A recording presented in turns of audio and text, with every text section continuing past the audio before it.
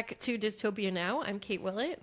I'm Emil P. Torres. And we have an exciting episode for you today. We were joined by Paris Marx, who is the host of Tech Won't Save Us and System Crash, and he has a great blog called the Disconnect blog. Just one of the most fantastic tech journalists and podcasters. I've just been a huge fan of Paris. But and first, he's prolific. He is prolific, yes. If you want to keep up with what's going on in the tech world, he's a really great person to follow. And I think also has a very interesting philosophical perspective on tech issues as well. It's thinking about on a deeper level what it means to be someone who resists this tech influence in our society on a day-to-day basis and how it changes our politics and our lives. I found our conversation to be really interesting and optimistic in a way. Yeah, I totally agree. Optimism, pessimism, these are themes of this episode. Paris and you as well articulated some of these in a really compelling way. So I actually felt better at the end of this episode. Usually when I talk about tech issues with friends or colleagues, I do not feel better after. I feel even more hopeless, even more pessimistic about the future. But that wasn't the case with this one. So that's kind of nice. I think you'll enjoy this episode.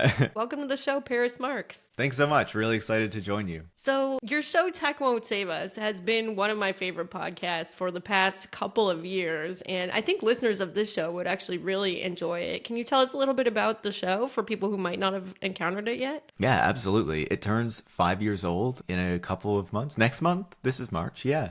Congratulations. Which is like kind of wild to think about. So basically, I just have like different guests on every week to have critical conversations about the tech industry, about the politics of technology, because I guess I don't even need to say it these days, but technology and what happens in the tech industry is very important. It shapes many different parts of our lives. Obviously, we've seen these people grow in their power and wealth such that they're now controlling the levers of the US government, it looks like.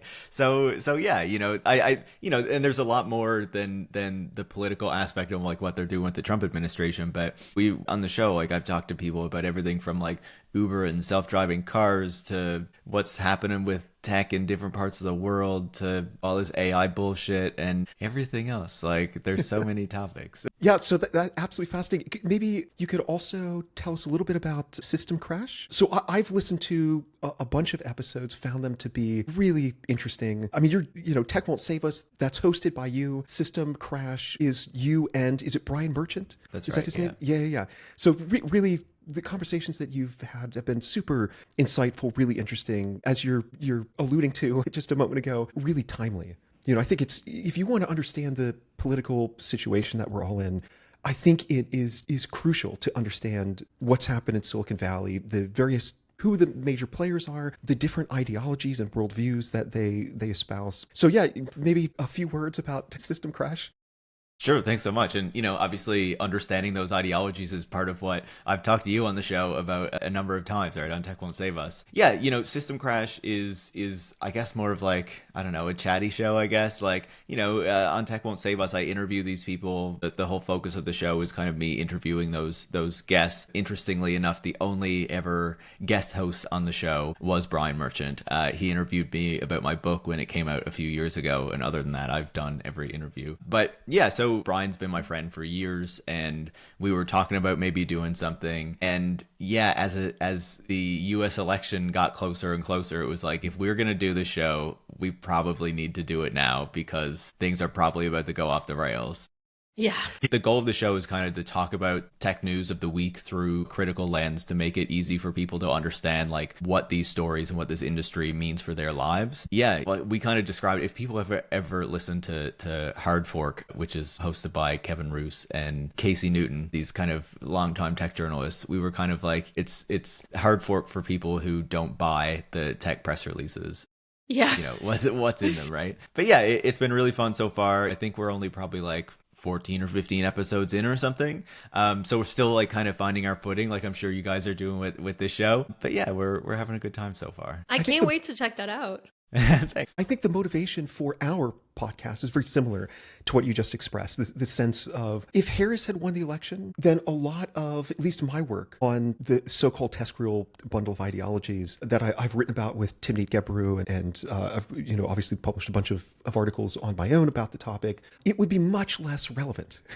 Right. Suddenly, Trump winning the election. It would still be relevant, just like in a different way, I would say. Yeah, I think that's fair. But certainly it has become relevant in a way that it wasn't before, given, I think, Musk joining the Trump administration and so on. So there's a kind of, I would say, if it's not too grandiose to put it this way, but there's a kind of moral urgency to understanding these topics. And I think a lot of what's happening right now, at least in my view, I would argue, doesn't really make sense except in light of the background worldviews and ideologies that are embraced by these individuals, and that I think are sort of motivating their insatiable hunger for power and wealth. I know for myself, I lived in the Bay Area until about 2016 during that yeah, I know. It was actually really weird because when I first moved to the Bay Area, tech was always a part of it. But then around, it seems like 2012, 2013, it just started booming, and there was like the Google bus protests, and all of a sudden the housing situation in San Francisco became really unstable. But there was a lot of antagonism towards tech bros. Like, people would put up flyers that said like "fuck techies" and stuff. And I just kind of stopped paying attention to it when I moved to New York for a while, because I loved living in a city where there's like more than one industry and there's just all different types of people. And then around 2022, I just sort of, I think with the Chesapeake recall, I realized like, oh no, like since I left, this has all metastasized into something very bad. And these people have inserted themselves into politics in a completely new way. And I think we're seeing the results of that now. And it's strange because, as you were saying, in the past couple months since Trump got elected, it's weird because it's like all of a sudden I think people are very receptive to these, the ideas. This is actually a problem that we need to become conscious of and do something about, instead of just like a weird sort of like thing that you could pay attention to out of all the things to pay attention to. It's huge, right? And like Emil was saying, it's like the threat is so much more direct now, right? Like if Harris had won, it wouldn't be that there would be no threat from the tech industry. It would just be formulated in a very different way, because her administration would not be as like in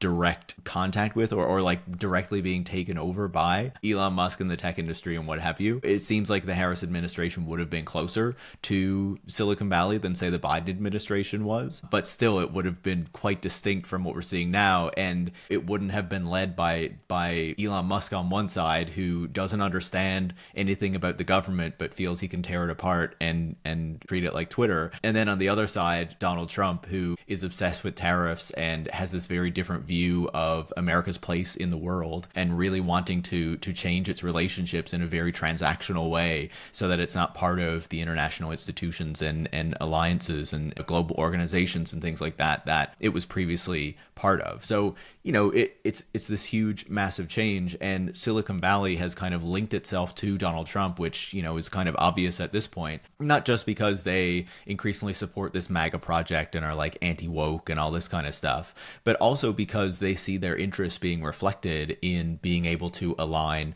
with Donald Trump to make sure that they're not going to be heavily regulated, they're not going to be heavily taxed, they're going to be able to use the power of the American government, not just to reshape the United States in the way that they would want to see it work, and a way that is going to work for their interests, in particular kind of reshaping aerospace and military contracting to direct a lot more of that money into, what we consider like Silicon Valley tech companies, even though a lot of the traditional weapons industry is located around Silicon Valley as well, the Lockheeds and things like that. But that's not like what we now consider to be like a Silicon Valley company, right? And then, of course, the other bit is using the power of the American government against other countries as well to try to say, don't regulate our tech companies, don't try to restrict the market share of those companies, let them operate exactly as they want to. So they see this alliance with the Trump administration as something that is going to be very beneficial to them and to the maintenance of their power. And then the question is, do they have that? Have they made the right bargain here? Is the bargain that they're making,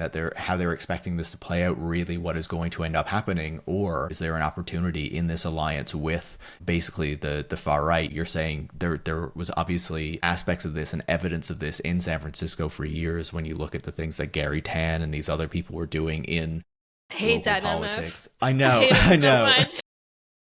I feel you, right? But it's like you could see how these things were getting started if you were paying attention to what was happening in San Francisco the past few years, post-pandemic in particular, or like since the pandemic began in particular. But now we've really seen this take the national stage, and it's like, are these people going to be able to cement their power in this expanded way, or are they going to piss off not just the American public but other countries around the world so much that they're going to fuel this backlash that is going to potentially rein them in? I think that's something that we're waiting to see, and obviously I'm hoping it's going to be the latter. One thing that I became aware of, or at least more aware of when I was listening to the recent series you did on AI data centers, is how much incentive these tech billionaires, especially those that are involved with AI, which is like everyone at this point, I guess, how much incentive they have to probably support a full-on climate denier.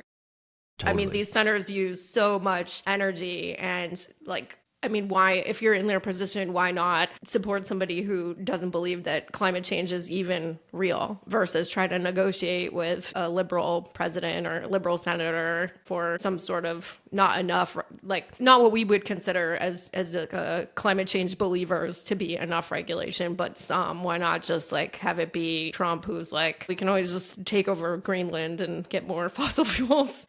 Absolutely. It's wild to see this like massive expansion of data centers. Like, one of the things that really crystallizes it for me is you go back to 2020, and at that time Microsoft was making this big carbon moonshot and saying it was going to like wipe out its carbon emissions and become carbon negative, I believe, by like 2030 or something like that. And they were like, it's going to be difficult, but we're on this path. We're going to make it real. We're committed to addressing our emissions and stuff like that. Since then, their emissions have soared, right? Because they have invested so much in building out these data centers that are very energy intensive, and as a result, very carbon intensive, right? Because even though they talk a lot about nuclear power and renewables and all this kind of stuff, the truth is that they're powered by a lot of fossil power, right? Whether it's in the United States or the other parts of the world where they're building them, such that last year, I believe it was last year, the president of Microsoft, maybe it was earlier this year, but I think it was last year, basically said that, the moon had moved 5 times away when you think of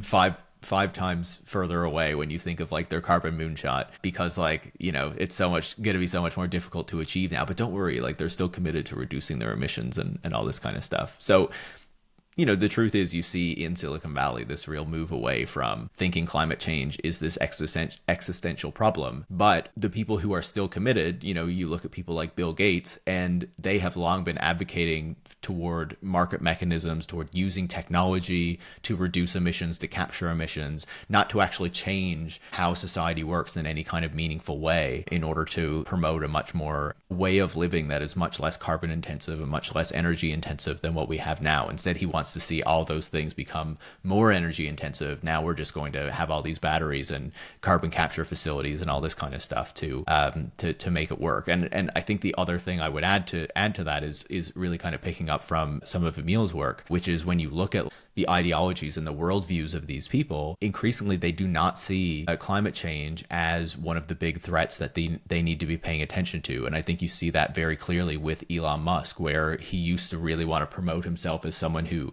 cared about the climate, who was rolling out electric cars in order to reduce emissions and all this kind of stuff because climate was this big threat. Now he advocates for increased oil and gas extraction. You see Tesla like basically going into the ground now, and he's not very interested in electric cars anymore. He wants to do robots and shit like that. So I think he indicates this like shift. It is true. It's all about robots. It's yeah. He's tired of electric cars now. Like, whatever, who cares? Yeah. So by the way, the statistic that I think I'm remembering this correctly. Statistic that I came across not that long ago was that Microsoft, for example, their carbon emissions have increased since the advent of these large language models, ChatGPT, and so on, by 48%. And there is, I'm sure we'll talk about this on some future episode, but there is worry, there is anxiety among some people in Silicon Valley that advanced artificial intelligence, AGI as it's called, or superintelligence, could pose some kind of existential threat to humanity. And oftentimes the details of the scenarios that would lead to some kind of doomsday outcome are pretty fantastical. Right? It's like the superintelligence manufactures nanobots or mosquito-sized robots that travel around the globe, or there's some mind control synthesized pathogen that it creates. When they say those things, they're like, oh yeah, you've been reading a bit too much science fiction. Like, come back to the real world, please. Yeah. And you've been reading the science fiction villains and thinking, oh, these are the guys with the coolest ideas. And so the reason I mentioned it's a big threat, but we also need to try to make it a reality. Yeah. Right. Exactly. Right. So yeah, and the reason I mention that is I think there is a much more kind of plausible, straightforward path from where we are to some kind of AI-enabled doomsday scenario, which brings us back to climate change, right? Because the dangers of AI with respect to the climate is not just these huge data centers that are using up all of this water and increasing the amount of carbon dioxide that we're injecting into the atmosphere, but also it's the possibility of the mass spread of disinformation about climate change. And we're in an absolutely critical moment in human history where we have, a window of opportunity for meaningful action on climate change that is closing very rapidly. So I think it's not just the carbon footprint of AI, it's the possibility that it could spread disinformation about climate change, conspiracy theories, and so on, that could really exacerbate our situation. I think a lot of people, even people who believe as they should in climate change, given that there is a consensus among climatologists, environmental scientists, and so on, a lot of people just don't really understand how incredibly bad the situation is. Like, there was a study published by the University of Exeter just recently, co-authored by a guy named Timothy Lenton, who's one of the most prominent, influential climate scientists in the world today. And they projected that if we reach 2 degrees of warming by 2050, and global GDP will drop by at least 25%, and 2 billion, with a B, 2 billion people will die. The thing is that we're almost certainly going to hit 2 degrees probably before 2050. 2050, yeah.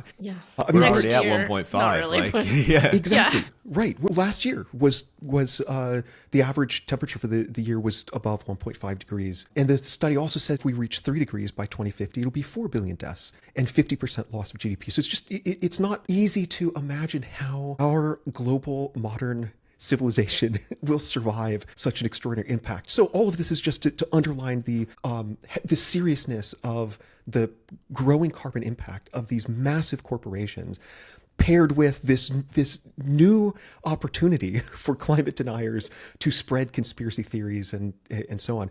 I used to think back in the day, 10, 15 years ago, that once the effects of climate change become salient, become visible, there's the old line that, climate change is something you'll view through the iPhones of other people until you are holding the iPhone, making the recording. And I thought, well, once these impacts become apparent, then there's just no way for climate denialism to persist. And I don't believe that anymore. We've seen the conspiracies about Jewish space lasers and Democrats controlling the the weather and so on. So it just seems really dire to me. Your concern about climate disinformation and how AI can accelerate that is not even just a probability, like it's something that is already happening right now. I know Ketan Joshi, who I follow on Blue Sky, posts about this quite a bit and pays a lot of attention to it. And it's quite clear that a lot more climate disinformation is spreading on social media right now. And I don't think it's solely an AI thing. I think AI is contributing to it, but I think it's also how these platforms have changed in the past couple of years. And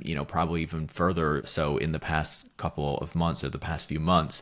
I would imagine meta platforms are even worse, but they were bad before for spreading climate mis and disinformation, that is actively trying to make people believe this is not an issue. The other piece of it as well, we were talking about the ideologies of these tech billionaires. You can see how they're completely detached from the actual threats that most people on this planet will actually face, and they feel that they are kind of isolated from those problems and kind of being subject to the issues that climate change presents, right? They can just get on their private jet and go somewhere else, or they can escape the real consequences of these things. And they have their bunkers. Yeah, and like if one of their houses gets, damaged by climate change, they have like 5 more or 10 more that they can go, right? Like it's not a problem. That's why they want to build more housing. It is so they can just for themselves, so they though, have not for multiple everyone options. else. Yeah. I know.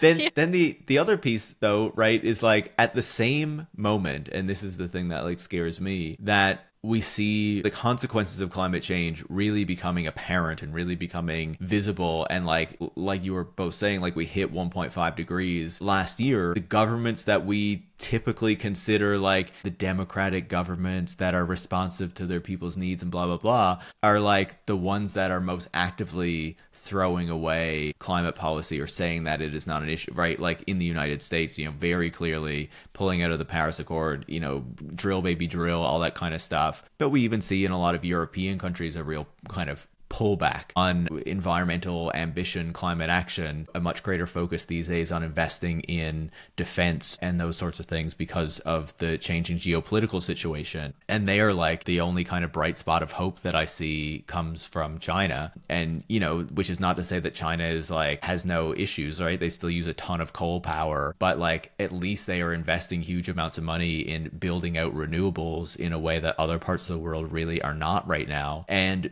because they are doing that, and EVs and all that kind of stuff too, but because they are doing that, they're also bringing down the costs of creating those kinds of energies and trying to encourage other parts of the global south to adopt renewables over being reliant on fossil fuels. And so again, like I think it can be a very depressing time, and so I do try to look for hope, and the place where I try to see hope right now when it comes to addressing climate change is not from like the Western democratic world, but actually from China, which is weird to say because it's the largest emitter, but it looks like its emissions have kind of peaked and are starting to come down. And hopefully the investments that it's making encourage parts of the world that are growing right now to go in that direction, at least on the climate path, maybe not so much the political path, instead of being dependent on fossil fuels like has been the traditional model. But yeah. One thing that I've been thinking a lot about lately, we have these very prominent examples of what we were talking about with Jacob Silverman last week is the tech right,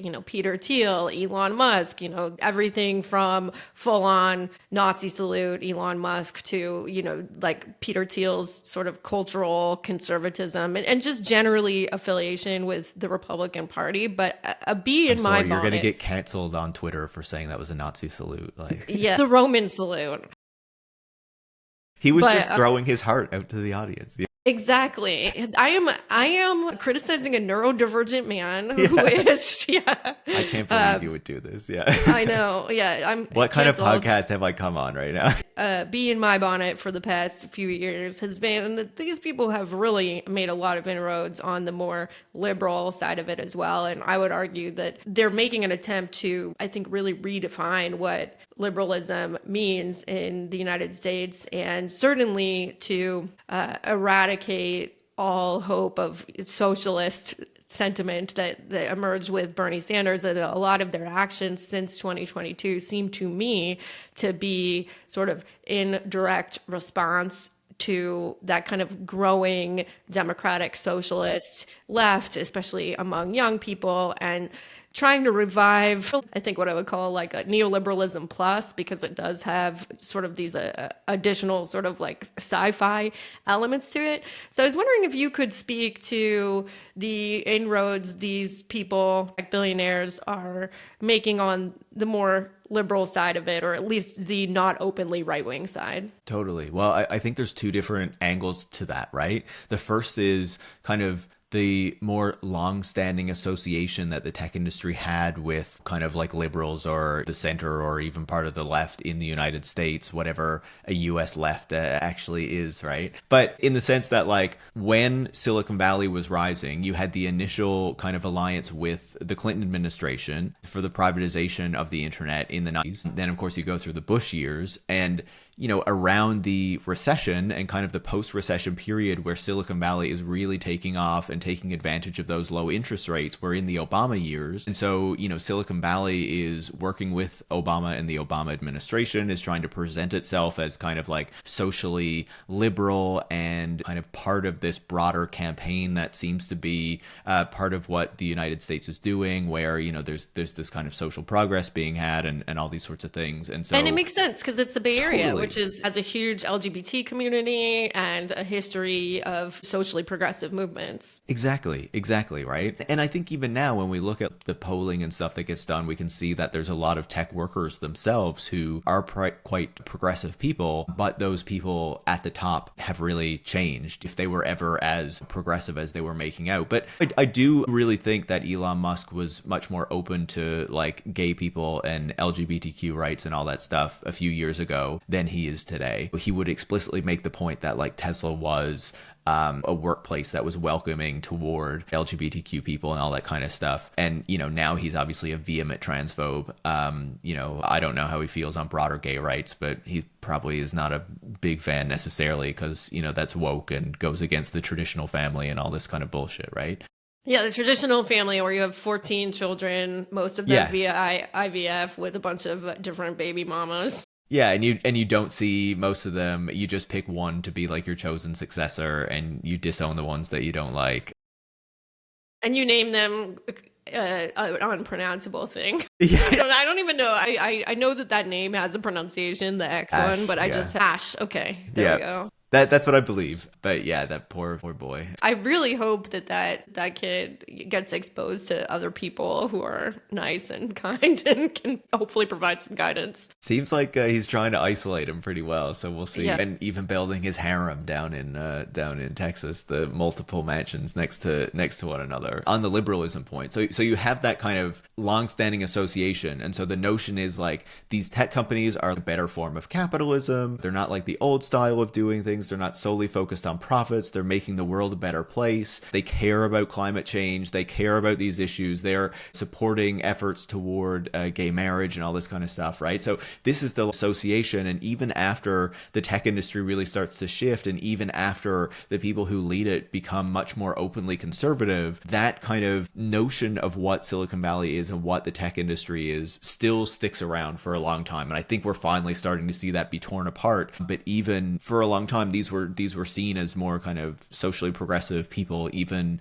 when it was very clear that the actions they were taking were not that. And then I think the other piece of that, picking up on the point of what we've seen more recently, especially with the Bernie moment, and I think that this is like a broader sort of campaign that we've seen as well, is, you kind of increasingly had this choice between going further to the left in the United States, building more of a welfare state, kind of starting to really rein in the power of the rich and the wealthy in the United States, or on the other hand, you had this path toward going toward the extreme right and really kind of destroying all hope of that sort of a thing. And obviously we know the path that things are on right now, but that was not necessarily guaranteed. And part of that was obviously the liberal centrists kind of making sure that any attempt to go further left was not going to happen by torpedoing Bernie's efforts to become the party's candidate.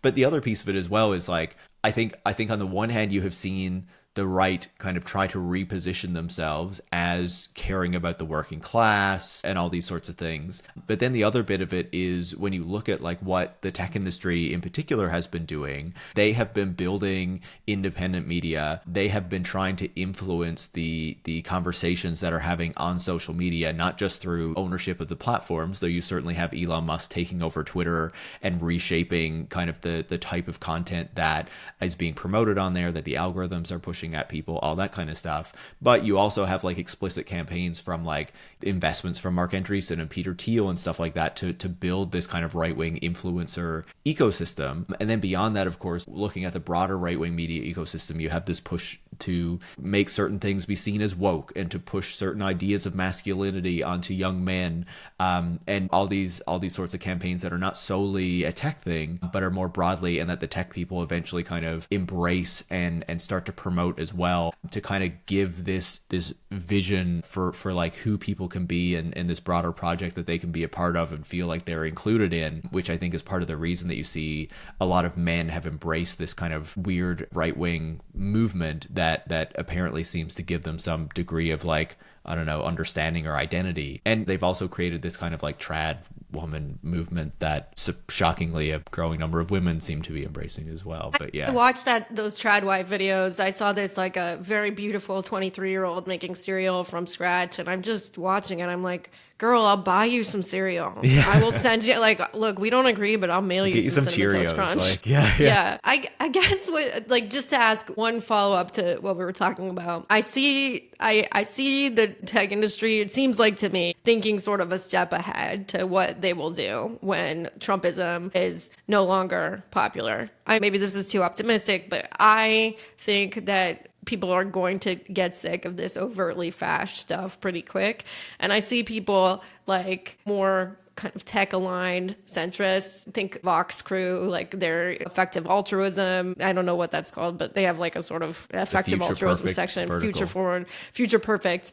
Yeah. And I think even somebody like Reid Hoffman, I see them planning like the continuity of their power, even if we beat Trump and Vance. And I see this promotion of this real sort of, I think what I would call like very technocratic centrism, neoliberal economics, just a real move away from the sort of more Keynesian notes of the Biden administration and also from the regulatory work that the CFPB did and the FTC did, Lena Khan and stuff. And do you see much of a difference in the ideology that expresses itself through even the Democratic Party? I'm sure it's somewhat distinct, but I think, and people who followed American politics for a long time will not be surprised to hear this, but the Democrats do tend to ape the Republican Party, right? And the Republican Party does tend to drag the political system and the political discourse in the United States further and further to the right. And the Democrats do not act to try to kind of pull that back toward even a center, right? Internationally, we often say that the United States has a right-wing or an extreme right-wing party and a center right-wing party, right? There's not really a left-wing option. Bernie Sanders was trying to kind of move into that institutional framework and try to present something else, but you could see how they acted to make sure that that was not really going to go anywhere. So when you talk about like a neoliberal, centrist, technocratic agenda, like my initial thought is, who does that really appeal to? Like, sure, I'm sure some MSNBC and like CNN viewers will think that's a good idea, and like some never Trump Republicans and some establishment Democrats, but like the public that you actually need to win over to your project, is that really going to inspire them to like get out to the polls and stuff? Like, I just do not see it. Well, no, I mean, and obviously it doesn't work. Kamala, I think, was listening to these people, the less openly right-wing tech billionaires, and I think it's part of the reason that she lost, to not pick up the more populist elements that helped Biden win in 2020. Yeah, and that Biden was already abandoning, right? Because the centrists in the party were, you know, influential, and, you know, I think his own ability to guide things was waning with his own kind of, you know, faculties and health and things like that, right? Yeah, I would say so, yeah. Yeah.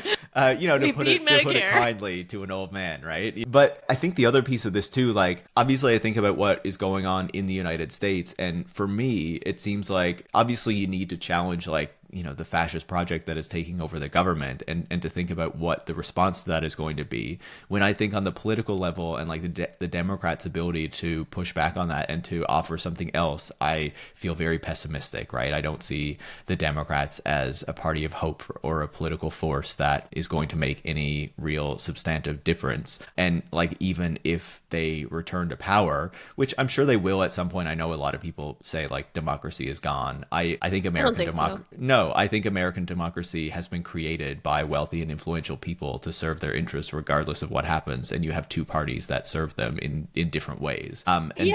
And I guess just like that's kind of the point that I was trying to get at is like ultimately it doesn't make that much of a difference to these tech billionaires if they do their economic agenda as they're doing through the Trump administration now, cuts, deregulation, or if they do that same shit but also make affirming statements about our ability to love who we want. It just doesn't, like, I see what they're doing with some of these California, San Francisco politicians. Like Gavin Newsom, he's responding to Elon Musk directly on Twitter that, like, according to Elon's wishes, he's going to start conducting more homeless sweeps in California. And I'm kind of like, well, it doesn't matter. Eventually I hate Trump, and I don't want to say that it doesn't matter. What I mean is, like, we have to defeat these people more broadly than just beating Republicans at the polls, because they have a lot of influence that extends beyond the Republican Party. Totally. Like, talking about Gavin Newsom, like, he's literally launching a podcast where he's talking about how he doesn't support trans rights and thinks trans people are like a threat in sports and like all this bullshit, right? It's like, this is your inspiring person who is, because he was really trying to present himself, I think it's fair to say, during the presidential campaign as like the next person who would come after this, assuming that they were going to lose to Trump anyway. But like, I think the point is that when we look at what the Democrats do, it's like they come to power, they don't rectify the damage that the Republicans did. They might tweak a few things here and there, but largely, like, the path kind of continues, right? You see Biden come in, and yes, he passes the Inflation Reduction Act and some other things, but he continues this like anti-China project that the Trump administration began. And, you know, we'll see what is going to happen with all that now, but like really giving into this kind of NatSec agenda. And at the same time, also really helping the tech industry, because the tech industry, yes, I'm sure there would have been some kind of China thing anyway, but the tech industry made sure that it was framed in such a way that it was not just China that was a threat, but it was Chinese technology that was a threat. And so for that reason, you needed to promote and protect American technology. And that made this notion of like antitrust investigations and heavier regulation much harder to do, because the argument was you need these big tech companies in order to challenge Chinese tech companies. And now, of course, as we went through the Biden administration, the narrative became more and more that you also need new military technologies if you're going to be able to kind of meet the threat that China faces. And that is designed to funnel billions and billions of public dollars into these Silicon Valley tech companies, you know, the ones that we consider these newer tech companies there. The other point I wanted to make on that is, so I don't see much hope in the Democratic Party to be some means of pushing back on Trump or of kind of bringing the United States back from like the cliff edge, even when they come back to power, whether it's in 4 or 8 years or whatever, right? And so the places where I see hope today are these big Tesla protests that are growing, and this effort to hurt Tesla and by extension hurt Elon Musk, because so much of his wealth is tied up in Tesla stock. And so we're seeing around the world that sales of Teslas are falling off a cliff. Obviously, you're seeing this kind of public anger toward Tesla as a company. Tesla is being investigated in Canada right now for fraudulent transactions to get, you know, public subsidies that, you know, for sales it seems maybe didn't actually happen when they were supposed to happen. And then the other bit, of course, is, you know, like I was saying earlier, when we talk about this potential, you know, this bet that Silicon Valley is making, right, that they're aligning with Trump and it's going to expand and protect their power in the United States and beyond, you know, the growing conversations about making sure that other parts of the world are not dependent on Silicon Valley and on American technology. We're seeing that expand right now with Elon Musk's threats to revoke Starlink access in Ukraine, and what that is going to mean in Europe and beyond, with other countries' dependence on Starlink as an infrastructure. But I think even beyond that, with how so much of what we do online is dominated by these American platforms, and there's growing conversations in Europe, in Brazil, in Canada, in Australia, in other parts of the world about how, you know, we probably shouldn't be so dependent on these American companies. You know, regulatory efforts should probably scale up, not roll back, but also the efforts to develop some kind of alternative so that we don't need to all be using, you know, Facebook or Amazon or what have you. And so my hope remains to be seen what's actually going to happen there, is that by seeing this very clear alliance between Donald Trump and Silicon Valley, that the rest of the world also says, okay, we really can't be so involved with these American tech companies, and that's another hit to their power and influence. So there's opportunities within the United States, but outside the United States, there are also opportunities to do damage to these people, and obviously people should be doing that too. So I have a question about this. So you've touched on issues that are relevant to what I'm curious about. The question is basically, how close do you think we are in the US, or maybe more broadly speaking, to being in a situation that we can't get out of? Because one thing that I'm really worried about is these technologies, social media, AI, mass surveillance, something we've talked about on past podcast episode. I mean, these are unprecedented technologies that provide extraordinary power to surveil, to monitor the population, to manipulate public opinion in ways that are completely new. And so one of the things that I worry about is that we might be nearing some kind of threshold beyond which, a Rubicon, if you will, beyond which there kind of is no turning back. You know, people like Elon Musk, I think most people don't appreciate like just how powerful he is. Like, okay, everybody knows about Doge, and, you know, there are jokes on social media that he's President Musk and so on, First Lady Trump, whatever. But also, I mean, it's roughly 66% of all the satellites in orbit are owned by Musk. He, as everybody also knows, he controls the most politically important social media platform. Tesla counts for like, I think, half of the market capitalization of all car makers. So I mean, Tesla is huge. And yes, Tesla is taking a hit. Sales in Europe have plummeted, I think, by something like around 50% over the past month and a half. Tesla, nonetheless, is still really, really huge. And so I have this foreboding sense that we're approaching a situation in which these tech oligarchs just have so much power that even if there are these bursts of protest around the country, that will be insufficient because most people are being influenced by what's spreading on social media, which Musk controls the algorithm of, and so on. So what do you think of this? Am I being overly pessimistic that we're tiptoeing ever closer to this Rubicon beyond which like we are really just kind of fucked in the US, and surveillance, social media, AI, and so on will prevent us from actually ever overthrowing the Trump administration or whatever the Trump administration becomes once Trump passes the baton to someone else? Yeah, once JD Vance becomes president. Right. Or Baron Trump. Yeah. Yeah.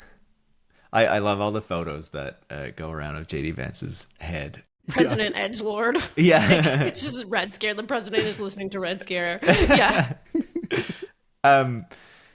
Yeah, to answer your question, look, I would obviously admit that things are bad right now. I don't think you can look at the situation and not see that. I would say I'm probably a bit less pessimistic wholesale than you are, and maybe part of that is because I feel that I need to maintain some degree of hope, or then I'll just be kind of lost to despair, right? And that is kind of how I approach a lot of these things. I can see climate change is going really terribly, but I still like to look for the bright spot and not to deceive myself about what is happening there, but to be like, okay, is it really as bad as we think, or is there still opportunity there, or what have you? And so when you talk about the power that these tech infrastructures grant, that is absolutely true. And I would never deny that for a moment. But I would say I still think that there's always opportunities to dismantle them.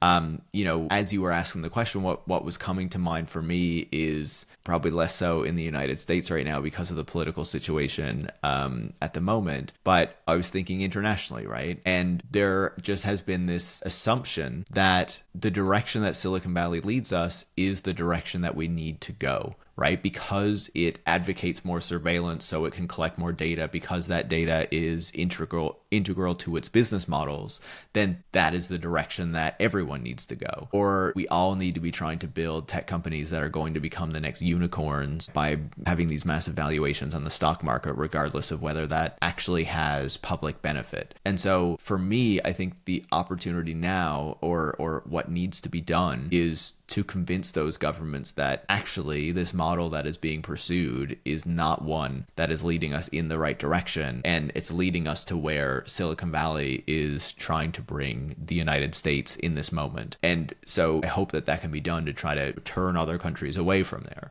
But even when you talk about Elon Musk, yeah, there are many ways that he has a lot of institutional power. We saw that report in the New Yorker, I think it was a few years ago or a couple of years ago now, you know, about how even people within the American government were getting worried about the amount of power that he holds. And I wouldn't deny for a second that SpaceX does grant him a lot of power, SpaceX and Starlink, right? In response to that, we are starting to see other countries around the world say, okay, we need to stop being so dependent on Starlink. We need realistic alternatives to what is going on there. And we need to actually get serious about doing this in a way that we probably weren't in the past. That doesn't mean that there's going to be some alternative tomorrow, but it means that it's possible that Elon Musk won't have this kind of monopolistic position. And on Tesla, yeah, Tesla is very highly valued, but that is not a reflection of its actual business fundamentals, right? Tesla has long been kind of a bet on Musk, and it's not been connected to how the company itself is doing. It's just been whether Elon Musk is possibly going to kind of keep this fraud going or it's all going to collapse. And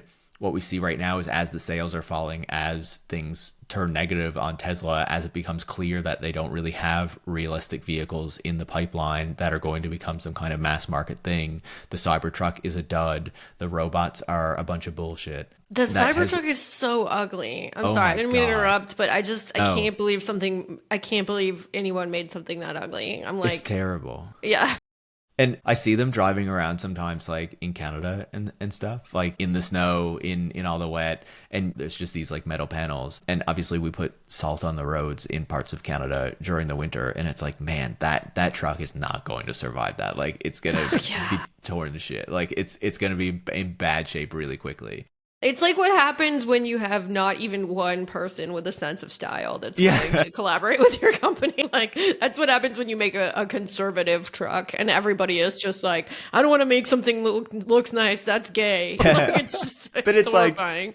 like all the conservatives are not driving a Cybertruck. Yeah. It's like maybe some of the tech conservatives, right? Like some of the tech fascists are like, yeah, I need my Cybertruck. But like real conservatives are driving like F-150s and stuff. Yeah, right, yeah. They're not going over to the Muskmobile. But like we've already seen Tesla's share price declining significantly over the past couple of weeks. That's not to say that will continue and it will just keep crashing. But I do think that there is real opportunity to make a blow to Elon Musk in this moment. And you can see it's getting to him because you can see it in his tweets that it's driving him crazy. He's putting out polls to get people to allow his followers to tell him that they like him. Mm-hmm. And he's talking about how like George Soros is fueling Tesla protests and all this kind of stuff. Like he's losing his mind over Democratic Socialists of America as well. Yeah, which I'm a member. Yeah, but like they're powerful. We should not forget that fact. We should not disabuse ourselves of that notion. But at the same time, we can see many times in history that very powerful people have had controls over the lever of government, and that power was wrested away. And so, yeah, it's difficult. Yeah, things are shit. But I always still think that there's hope. Yeah, and maybe it's a fool's hope, but I don't know. I still think it's essential to have it. I think that's a great response. Very helpful. I do feel pretty hopeless, if only because of the climate change situation. I find it useful to make a distinction between fighting out of a sense of hope and fighting out of duty. And so for me, it's even when I feel quite hopeless, that doesn't change the fact that I feel really enthusiastic and inspired to do whatever I can to try to make a change. You fight because it's the right thing to do, even if the situation's hopeless. Pessimism of the intellect, optimism of the will. Yeah, that sounds like to me. Yeah, excellent. But this is why I also find like history quite inspiring. Like, yeah, there's so many stories in history where people lost, right? And where things were absolutely terrible. But there are also so many stories of like people actually, in times and situations where it seemed like you would never be able to make progress and never be able to push forward and never be able to like dislodge powerful forces from the positions that they're in. And then brutal autocracies have been overthrown. absolutely. Yeah. And then people manage to do it, right? And so obviously situations now are different than situations then. They're different material conditions and all this kind of stuff. But I still think that if we give up, then it's set in stone and nothing's going to happen. And so that is why I think hope is important, and that people still need to be able to fight. And, you know, the final point I would say there is I think the internet and social media are, people often talk about them as like great organizing forces and things like that. On the net, I think that they're great disorganizing forces. They're great forces to kind of sap the power from us and make us feel that if we make a post on Twitter, then we're kind of saving the world and make a big difference. But I think that we've seen, like, if you look back at the protest movements, that they used to chalk up to like social media and people being engaged there, and then you actually read like people who did ethnographies and talked to people on the ground. They were like, oh yeah, that made really no difference. That's just like all you Westerners chalking it up to social media. So yeah, I don't know. Those are my thoughts. I find a sense of optimism in this. I think that we're at this time where people are seeing a lot of things that have been very hard to convince people of for a while. Like tech billionaires having a political agenda that is not good is definitely one of them, but also that the Democratic Party is not really doing much to help us out, particularly just regular working people. And I see just like a lot of anger rising at just how, you know, dumb and ineffectual even a lot of the like elected resistance is to Trump. And I don't know where this is going to go. I just honestly can't see people like tolerating this like Hakeem Jeffries, like we can't do anything style for that long, and it's going to have to become something else. I don't know. I mean, it's like, it's literally wild to see like the opposition party be like, yeah, we just don't have any power right now. yeah, and I Play mean, dead. Yeah. well, and that's been their like, oh, we can't raise the minimum wage because the parliamentarian won't let us. We've seen that shit for a long time, Yeah. and for the most part, you know, Because I think about like in Canada, like we can have a majority government, which basically is like an elected dictatorship. They control the levers of power when you have a majority of seats, basically. But like even then, like the opposition, whether it's the Conservatives or the Liberals at the time, are always like hitting them like wherever they can, using what levers they have, even sometimes to a degree where I think people now would say like they just won't agree on anything, even if they do technically agree on the policy, because like it'll look bad and they need to oppose everything. And like it's such a different political culture than it seems happens, at least when the Democrats are in power. When the Republicans are in power, they seem to be okay opposing everything. Yeah, no, I mean, like, we need our own McConnell. I don't know why I'm including myself with Democrats. I don't really like them. I do see a growing dissatisfaction among liberals, and I think that if anything was going to save us, it would be probably more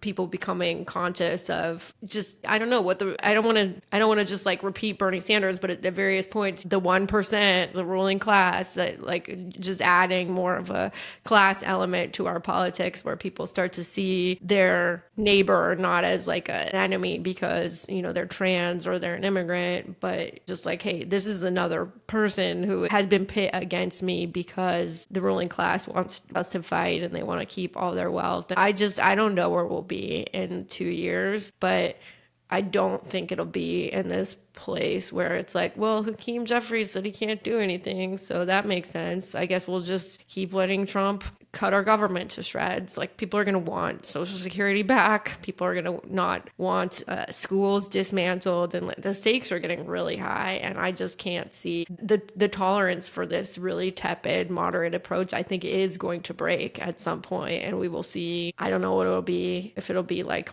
an electoral movement or large numbers of people in the street or both, or, you know, a lot of different vandalism. I'm not sure, but people are going to get like very, very mad, I think. And even people that would not identify as leftists of any kind right now, I think will be there as well. Yeah, and I think that's a difficulty in the US, right? Is it just seems like the political system is designed in such a way that makes it so difficult to dislodge or do anything else, right? Like in our political systems, have multiple political parties. These things can shift. Certainly, they're still designed in such a way that benefit the incumbent parties and the two main parties. But there's a variety of other options there there, and other discourses that are like in the mainstream political discourse. But the US political system seems so designed around, on the one hand, this Republican Party that just pushes everything further to the right, and then this Democratic Party that's like feckless and doesn't really have a vision for where the country should go, and will talk a bit of a talk sometimes, but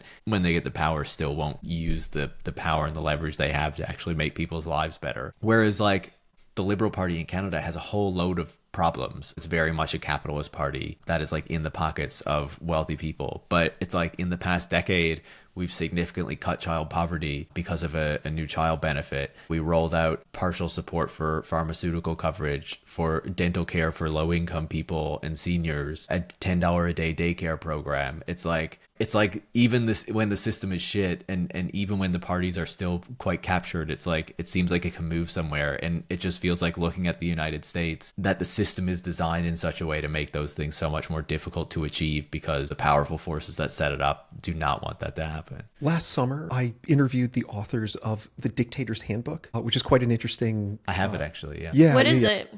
I don't know about this Dictator's Handbook. I've never trained to be a dictator, okay? Unlike you two. I have no dictatorial aspirations. Awesome. Oh, that looks awesome. Yeah. So they're two professors at NYU, and they provide a kind of model for understanding the way that political power works. And so one of the claims, so Kate, I think their view is consistent with what you're saying, that, and I think what Paris is mentioning as well, that the Democrats are useless, but they still have this optimistic view that things in the US are going to turn out okay because of mass protests. And why are there going to be mass protests? Because even Trump supporters are going to suffer under Trump's policies, right? Cutting Medicare, Medicaid, Social Security, and so on. And so basically they have this, at some point in the book, the most recent edition of the book, they have this kind of like Nike swish kind of graph. And so on one end is democracy, and on the other end is autocracy. And the y-axis, so up and down, indicates well-being. And basically their claim is that if you need to stay in power and you're in a democratic system, you need to please a whole lot of people. How could you please a whole lot of people? Well, if you're the leader, you could give out private gifts to every single individual, but that is really expensive. A much better way of doing that is just to implement programs that are popular, right? So like social welfare programs and regulations on pollution. If you are an autocrat on the other side, your coalition, the people you need to please to stay in power, is much, much smaller. So Kim Jong-un, for example, he needs to please, I don't know, something like 100 people. That's it, and that's what you need to do to stay in power in autocracy. And their point was that if you transition from a democracy to an autocracy, as the coalition shrinks, the well-being of everyone else, including your former supporters, declines. And so, no historical example of a mature democracy, so a democracy on the far end of this sort of swish graph, actually transitioning to the other side, because so many people are made worse off during that transition that there are just mass protests, there's social disruption and so on, that prevents the autocracy from actually taking shape. So I do have some hope that they are right, and that as we move forward in Trump's policy, the evisceration of the US government, firing all these people, the FAA, as the number of plane crashes or aviation incidents increases, more and more people are going to be sufficiently dissatisfied with the plight that we're all in to actually get out on the streets. And again, I mean, there are sort of examples in recent history of autocracies that have been overthrown as a result of just mass demonstrations. I like to joke when I'm talking to someone who's more optimistic to me that I just don't appreciate their optimism. Just let me be and stew in my pessimism. But I also, at the same time, I do look for reasons for hope. And so this is the one. We're going to implement and I think what you're saying is basically like, it's going to get worse before it gets better, but exactly. It will get better. Yeah. Exactly right, Paris. I mean, the claim is the whole reason we won't get to autocracy is precisely because of how incredibly awful things are going to get. So it's a bit of a mixed message. Zakaria had this like article or this maybe it was like a video op-ed, but he called Doge tech bro Maoists. There is a view of these people that's possible to take is they are actually like destroying the US right now, and it may be possible to rebuild something better, more equitable, less exploiting the rest of the world, and giving other nations maybe a chance to not be so oppressed by us, depending on how much damage they do. I'm not an accelerationist, but it's like, given that we are in the situation that we're in, I think there isn't necessarily another way to find optimism behind, like, okay, we're destroying the United States while the US has done a lot of bad things, so maybe there will be a chance to rebuild something else. Like, the decline in the United States geopolitical position also potentially opens that up, right? Because yeah, exactly. Obviously we see the decline of like US hegemony at the moment, and we're entering into this kind of multipolar system. And obviously the United States is not reacting well to that at the moment. And it actually seems to be like,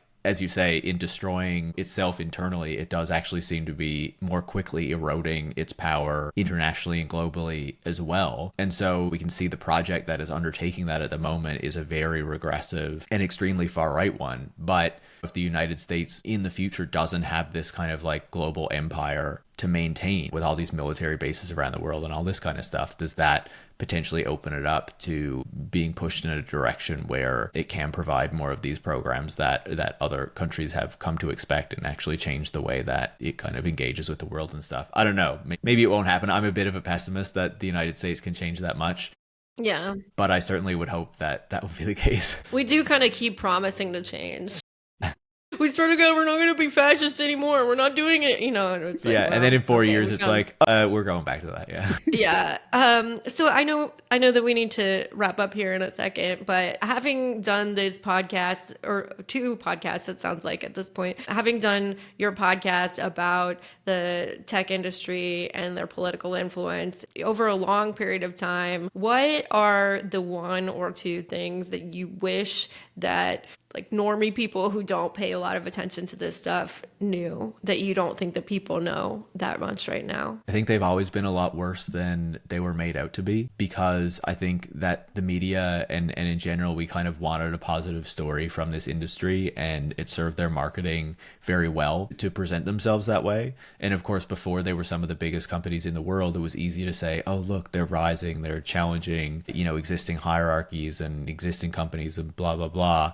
And they're changing things for the better. But these are people who are always concerned about their own interests, who always overstated kind of the knowledge and authority that they should have had. And so it's really not surprising that after all of that kind of boosterism, we now see them in that position. Though certainly I wouldn't put it on my bingo card that Elon Musk was going to be like in control of the government, basically, in this moment, which seems absolutely wild to me. The other piece of it is that I think maybe this is a bit more obvious, I'm not sure. We talk a lot about the benefits that the internet brought to the wider society. Certainly we're able to communicate like this. We have social media where we can communicate with people around the world. We have access to all this information. Like I think those are great things, right? But also there have been a lot of downsides to this digital transformation that were really papered over, and that marketing was used to make us not really pay much attention to for a very long time. And I think that a lot of those things are currently coming to a head, whether we see it with the ways that social media is distorting the public conversations and even people's perceptions of reality in this moment because it amplifies so many conspiracy theories, or the ways that platforms are used to reduce labor regulations and labor rights, and the expansion of surveillance and how that has always been tied up in this model. And there's so many other pieces to it, right? Which is not to say that I think like we need to destroy all digital technology or something like that, but I think that the idea of what the digital is that has been sold to us is one that was very good for certain corporations and expanding the power of those companies and certain institutions, not excluding governments to a certain degree as well. And that I do think we've reached a moment, especially as we see this very clear alliance between Silicon Valley and the government. Remember, Silicon Valley was created because of government funding in the Second World War and Cold War. That it's long past time that we really reassess what we have been sold here, how this digital environment and internet has been created, and to think if it can look a different way at all, and what would it take to do that? Because I do think if these technologies are going to stick around, there needs to be a fundamental re-examination of how they work, how they've been designed, and how they've been implemented. If we actually do want to get some public benefits out of this, I don't think we're just going to seize a Facebook and make it good. I think Facebook and some of these platforms are like rotten to their core. Yeah, I have mixed feelings about nationalized Facebook. Totally, yeah. There was like a moment during the pandemic where I was like, nationalize Amazon, and then we have this massive fulfillment infrastructure. But other than that, I would say I'm generally anti-nationalizing the different tech companies and would just like to see them like heavily regulated and destroyed, and then alternatives built up in a very different way. Yeah. That makes sense to me. I don't know. I go back and forth, but there's some of these tech companies that I just don't think that we need at all. Like, just totally get rid of them. Yeah. Yeah, I agree. Well, Paris, where can our listeners find you and check out more of your work? Because I know that they're going to want to. Too many places. Yeah. Like you've said, I have 2 podcasts, Tech Won't Save Us and System Crash, which deal with these kind of tech issues that we've been discussing. I write a newsletter called Disconnect as well. And, I'm on a lot of social media platforms, but I usually post on Blue Sky the most. I don't use the other ones all that often. Well, it's been so great talking to you. This has been a really fascinating conversation. And I know that things are bad right now, but I'm hoping that listeners have found at least a grain of something that they're like, yeah, I could be optimistic about that. I hope so. Some optimism helps, keeps us going. Yeah, it does help. It's necessary. I feel a bit more optimistic. Good. After this chat. Yeah. I mean, if you feel a little more optimistic and you started a podcast called Dystopia Now, then I think hope is possible. Thanks so much for having me on the show. I really Thank you so appreciate it. much. I've had a great time. Me too. Awesome. See you later.